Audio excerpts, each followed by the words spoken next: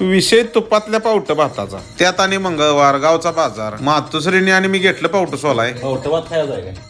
खायचं असलं तर शेंगा सोलायला लागते. बर म्हणजे तुम्ही आम्हाला पुन्हा कधीतरी घरात असलो की तेवढाच हातभार लावायचा, काय होतंय त्याला. ही बघा आपलं आयुष्य, स्वतःच आनंदी आयुष्य सोडून दुसऱ्याचं दुःख बघण्यात बघा आजकालच्या माणसासनी लईच इंटरेस्ट असतो. मग तसल्यासनी इचून बाहेर काढायची ती आणि स्वतःचा अंदाज तेवढा लावून द्यायचा नाहीतर मग गणित गंडलंच. आणि खरी भूमिका असती ती लाल चाट्यांची, त्यांच्यापासून तेवढं सावध राहायचं. बोलत बोलत बघा मातोश्रीने भात तयार पण केला.